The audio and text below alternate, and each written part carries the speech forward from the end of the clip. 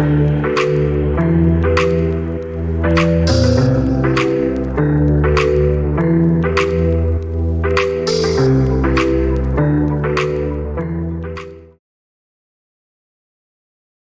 everyone.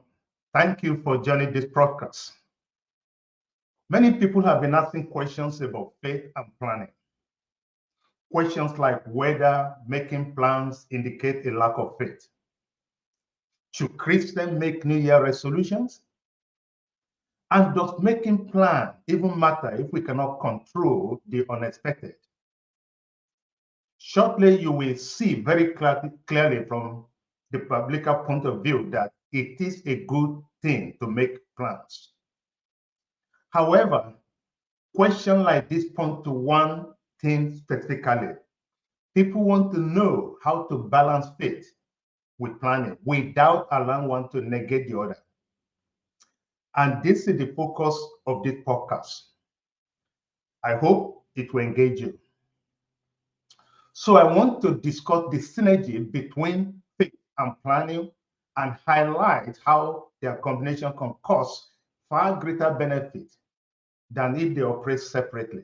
For instance, consider two companies merging. The value of the new entity can surpass the sum of the two operating independently due to synergies that enhance various aspects of business performance. Another example is the treatment of cancer. Depending on the type and stage, the three most common treatments are surgery, chemotherapy, and radiotherapy. Each treatment has its effectiveness. However, many cancer patients benefit most from a combination of treatments, such as pairing surgery with chemotherapy or surgery with radiotherapy. This approach to cancer treatment has been proven to produce significantly better outcomes due to the advantages of synergy. Similarly, faith and planning can work together to create a synergy that leads to outcomes far exceeding what either could achieve alone. Now, what is the source of our truth? The Bible. You see, to navigate a successful life, we can find so much guidance and help in the Bible. The Bible is a perfect resource for truth and a guidebook for life principles for anyone looking for advice, reassurance, and direction.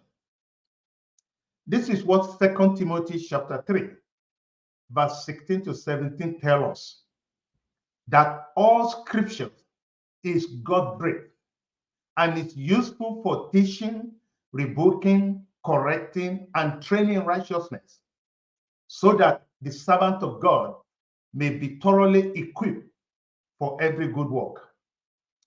Anyone seeking God's approval needs the guidance of Scripture. The Bible is a source of information about how God expects us to live, doing good work, including making effective planning.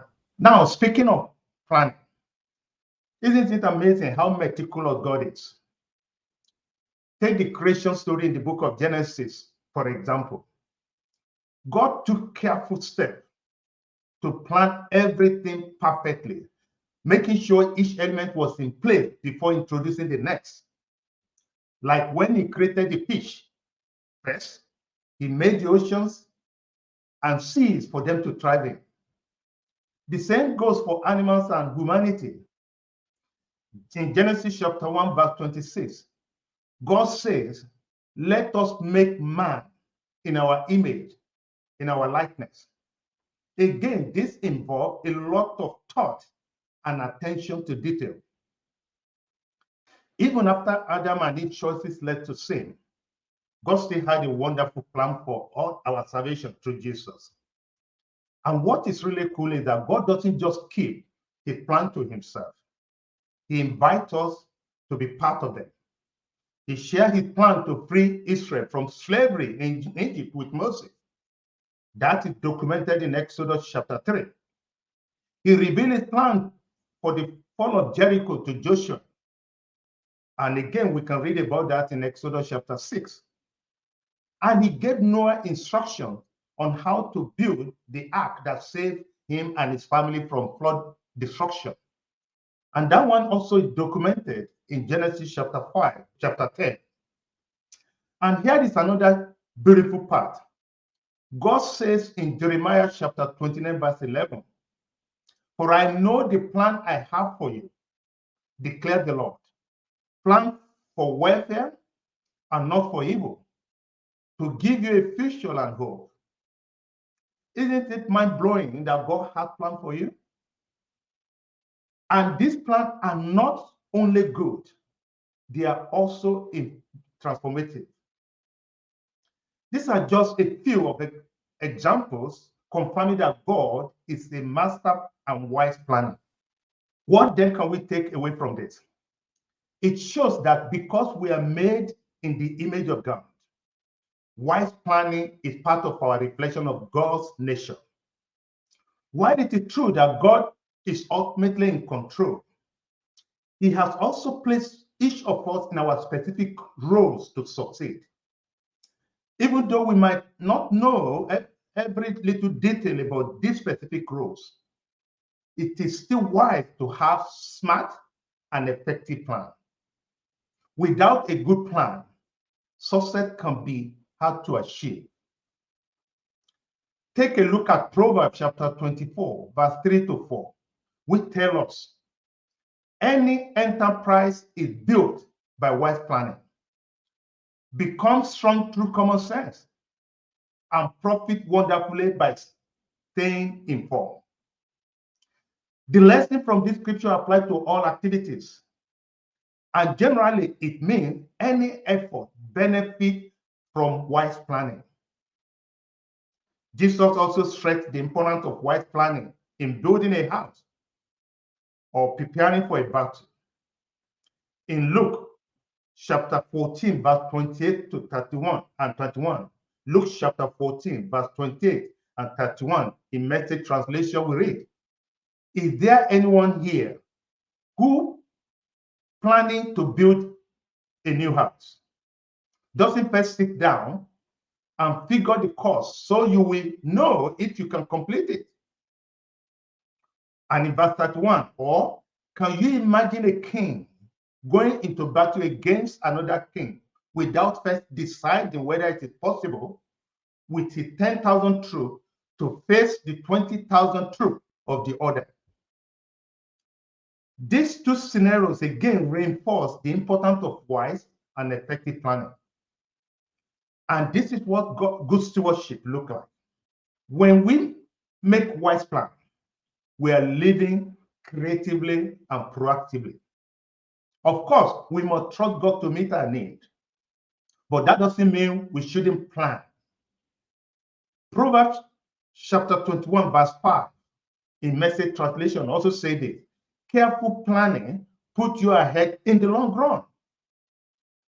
Hurry and scary put you further behind. There are good benefits from careful planning, according to that scripture. It advances you. It puts you at an advantage. And it just makes sense that being lazy or neglecting to plan can lead to trouble.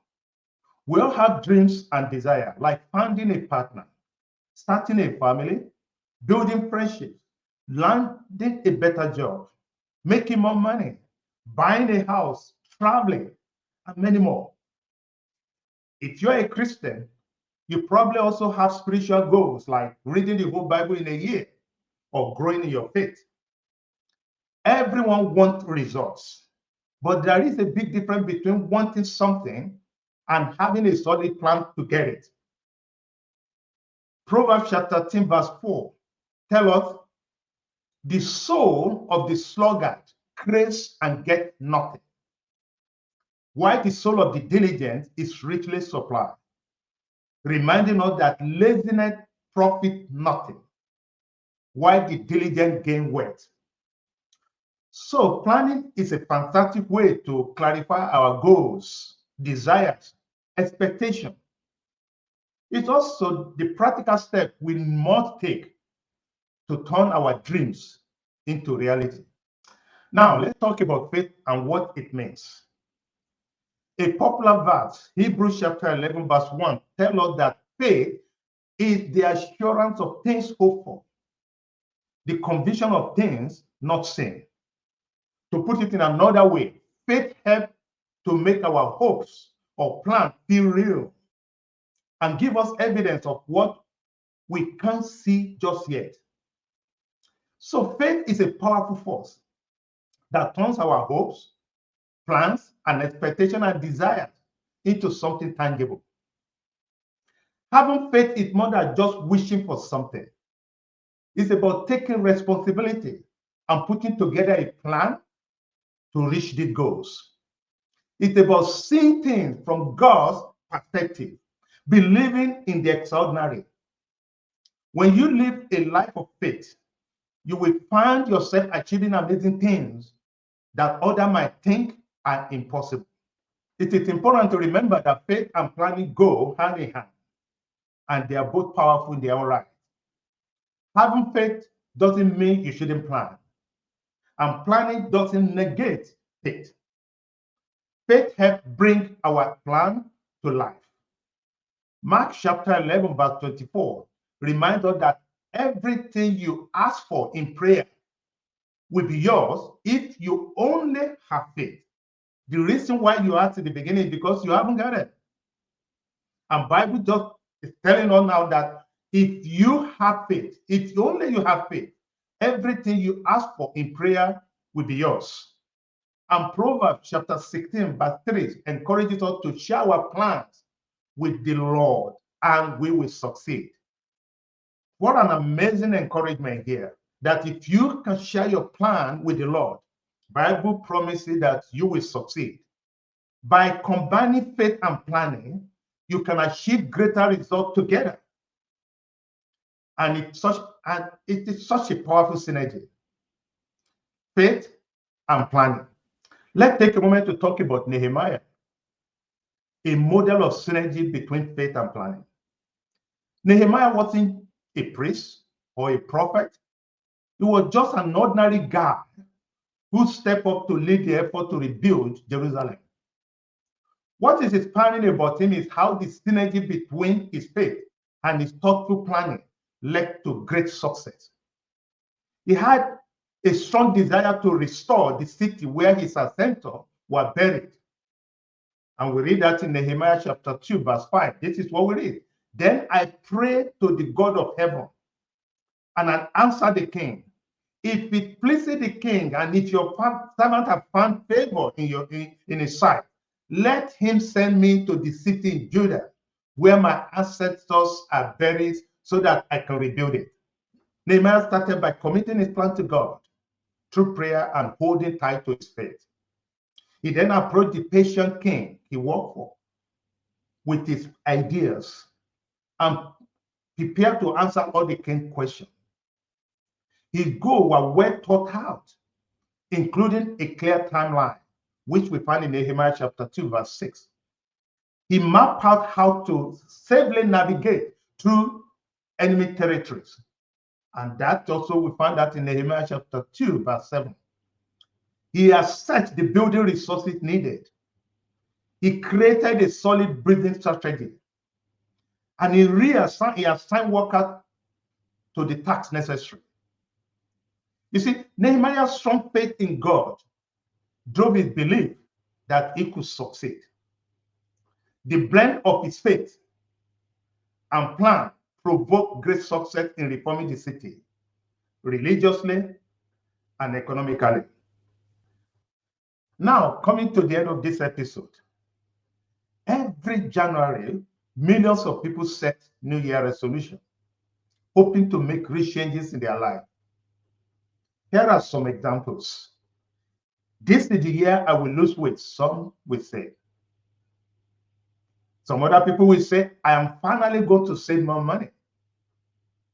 Other people's goals and resolutions are something like, I will learn to set healthy boundaries. This aspiration reflects our longing for improvement. But here is the reality. about 80% of people ditch their resolution within the first few months. Why? Often it is because the goals we set are not smart and they lack faith in themselves. So faith is our way of partnering with God to achieve our plan. Faith and wise planning are keys to unlocking success. I want to say a big thank you from the Radiant Link Ministry to all our wonderful viewers for sticking with us until the very end. In this episode, we explore the amazing connection between faith and planning and how it can lead to fantastic results that go beyond what either can do on their own. If you are interested in more tips and resources on effective planning, don't forget to check out our social media, which we will share with at the end.